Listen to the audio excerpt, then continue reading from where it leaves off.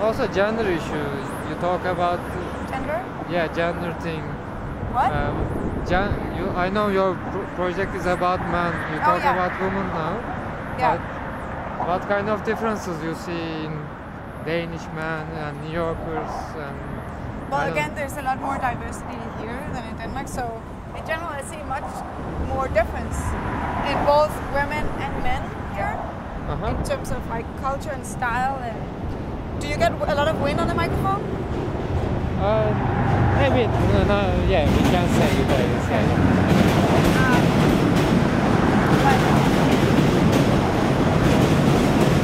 On the other hand, it's also. Should I wait?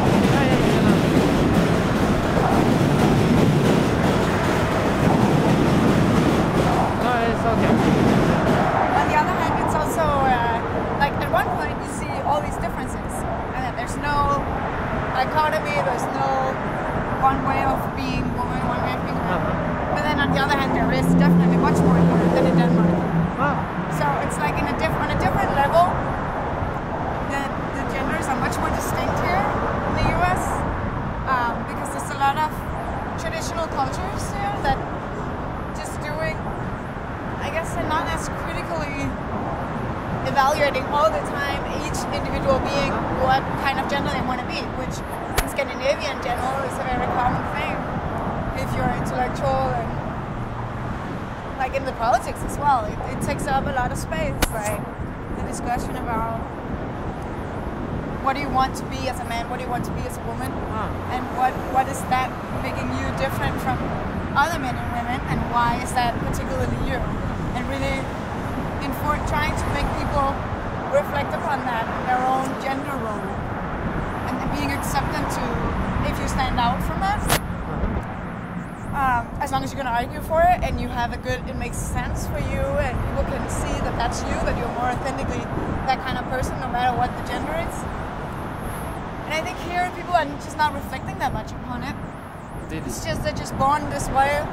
They're a woman, they're a man, they're grown up to be this way or that way, or this is the codec, this is how you behave when you're a man, or this is how you behave when you're a woman. I feel that here a lot more. But only among Americans, like not at school. It's mostly international students and a lot of homosexuals and a lot of, so it's only my impression of the culture. It's not actually the people that I hang out with. But I see it at work, and I see it on the street. I see it in the subway because I've studied gender so much that I'm aware of the things that would stand out as this is a gender thing. This is something because I believe that it's socially constructed, the gender that we have.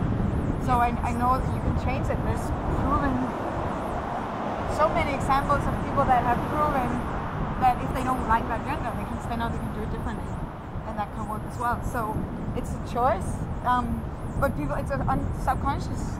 Like for most people, they don't think about it, and they think that this is just the way that they should behave and do, and they've learned that if you're a man, you should buy the woman's drink, that's how you would get a relationship with her.